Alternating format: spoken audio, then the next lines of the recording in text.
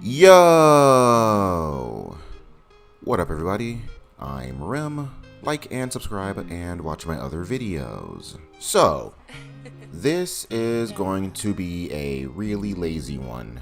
I'm just going to have video gameplay in the background or something because all I really want to do is rant about brainwashing and thinking for yourself.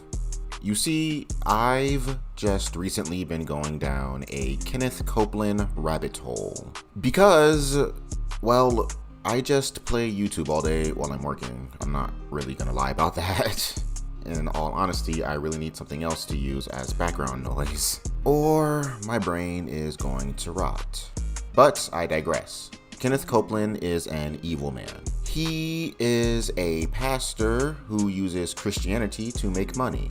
And I'm pretty sure he gets a tax write-off because he runs a religious organization, and that is pathetic. The thing is, religious people have a tendency to be very vulnerable to suggestion, because the whole point of religion is blind faith. You believe that there is an entity out there watching over you, and thus you follow a set of rules that this entity commands you to follow, based on a book with an enigmatic origin.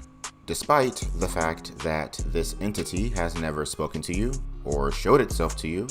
And first off, I myself am a Christian, and out of respect for deeply religious people, I want to make clear that I am not a very good Christian. I am a recovering alcoholic, and until recently, I hadn't been to church in like 10 to 12 years. By choice. Nor had I read the Bible. So I guess I count as a born-again Christian or something. But attempting to get back into religion, I remember why I left in the first place, before I let my life spiral into alcohol addiction. The blind faith makes you so susceptible to being scammed. And so many churches take advantage of that fact. And the churchgoers happily smile and just let it happen. They don't even try to recognize it, or maybe they just ignore it. I don't know, but once I noticed it when I first went to one of these churches where the pastor was clearly stealing money, I realized that this is bullshit. Honestly though, it was really a Christian college that I went to that truly made me hate that shit. Business and religion do not mix easily. And this place did not even try to hide that their corporate's bottom line took precedence over their religious practices. And the thing is, religion really isn't the only avenue where this happens.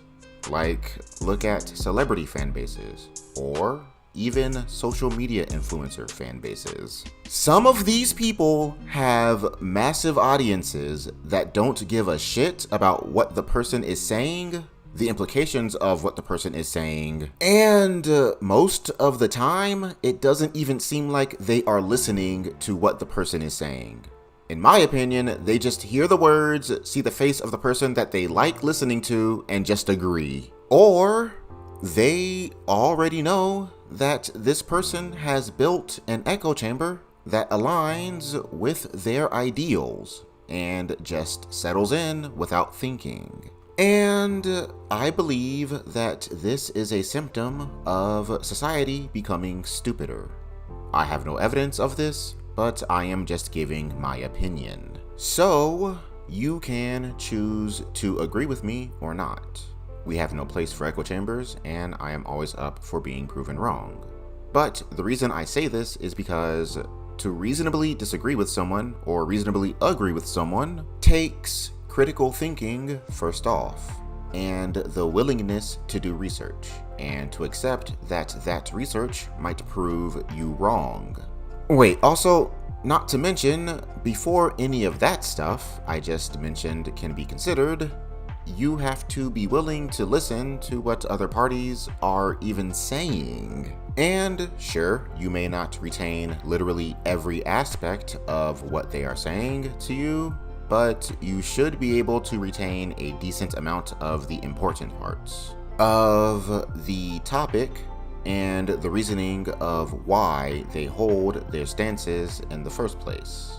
But I don't feel like anyone really wants to do that anymore. People tend to make one aspect of something that they believe in their entire personality, no matter how superficial it may be. Look at the overly socio-political people who make their political party, race, or sexual orientation the only thing that they want people to notice about them. They hate whoever their perceived community wants them to hate without even considering the reasons why, and disagree with whatever the aforementioned subject of their friend's hatred says, no matter how reasonable it is, simply because it opposes their original belief system, no matter how unreasonable it is. And I won't give an example of this because there would be just too many on every possible side. Because no matter if you're gay, straight, black, white, Mexican, Asian, Democrat, Republican, Libertarian, or neutral, your opposition is correct about some things and you are wrong about some things. But for some reason, everybody is just so friggin' diluted by, honestly, I personally believe it is just a need to fit in somewhere and have a third party validate your opinion and make your decisions for you because it is too difficult to think for yourself, probably because it is too scary to admit that you fucked up, you said something stupid, and that you are wrong sometimes. So you just turn your brain off and let the collective think for you. I mean, honestly, we are all guilty of doing that on occasion. We just shouldn't be doing it all the fucking time. I do the same thing at work sometimes. When I have to make a decision on something important that doesn't have a clear answer, I usually prefer to defer to my boss or someone much more informed on the situation whenever possible. But the emphasis should be on the phrase whenever possible, which implies that it is not always possible, nor is it always recommended. And I want to focus on the second thing that I said. It is not always recommended, because sometimes the person you are deferring to is giving you grievously inappropriate, incorrect, and uninformed answers. And that can cause some serious problems in the present and or future. So that leads to a question I have. Why and how the fuck are people brainwashed by these, I'm just gonna say, echo chambers? Because I do not want to say groups, since that implies that everyone is in some type of cult or something, in my opinion. But how does this happen to people? And don't get me wrong, I know that this has always happened. Look at Charles Manson's cult, Jim Jones's cult, and I guess everyone who's ever been scammed throughout history. But I am ranting about it now, mainly because it's been on my mind lately. But also nowadays, due to the fact that everyone has access to an audience, we are seeing it more, and it is becoming normalized, in my opinion. And by the word it, I am referring to the fact that accepting misinformation as fact and disregarding opposing information at all cost is widely being sold as the correct thing to do, in my opinion. And the people who are trying to actually state the fact are being sold as, well, actually, they aren't even truly being sold as wrong. They are being sold as morally evil for reasons that I have not been able to piece together.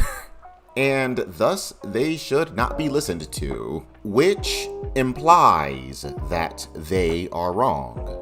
They being the people who are giving the correct information and being painted as morally wrong for doing so. Examples of that would be the idea that being fat, or more correctly, morbidly obese, is not unhealthy. Yet, mainstream Western media tends to call whoever disagrees some type of bad person, or fatphobic, or whatever. And on another side, things like the Red Pill movement, or MGTOW, truly believe that it is okay for men to sleep around with hundreds of women, while women are not allowed to do the same. And they believe that anyone who offers an opposing ideology, no matter what it might be, is some type of simp or some shit. I don't really know their typical insults, honestly. And just to be clear, I want to explain that my point here is that sometimes you can be wrong no matter what you believe. And allowing yourself to avoid that reality and cover your ears will cause you to be easier to take advantage of by the people who you trust the most. Examples of that are Kenneth Copeland getting rich from his Christian ministries. All of those alpha male coaches who sell overpriced courses on how to be real men while not listening to any of their own advice. Just look at how many of these so-called real men get shown to be overly emotional, or honestly, it seems like they are mostly shown to be dudes who let their wives fuck other men while preaching against stuff like that. Or let's take a look at the millionaire that hates millionaires, Hassan Piker, and his fucking following of people that literally disregard him as a person, being a contradiction to some of the things that he preaches. Each of these communities are different and probably will all disagree with each other, but they each have one thing in common: the people who are considered leaders or mouthpieces for their communities obviously don't practice what they preach. Yet they all make massive amounts of money by taking advantage of their audience's blind faith in who they are and what they preach. And it is fucking stupid. Anyway, I am done for now. I'm Rim, and I post regularly, so come and join me. And subscribe. I have a goal of 250 subscribers, and I need your help to get there. So please help me out. All right.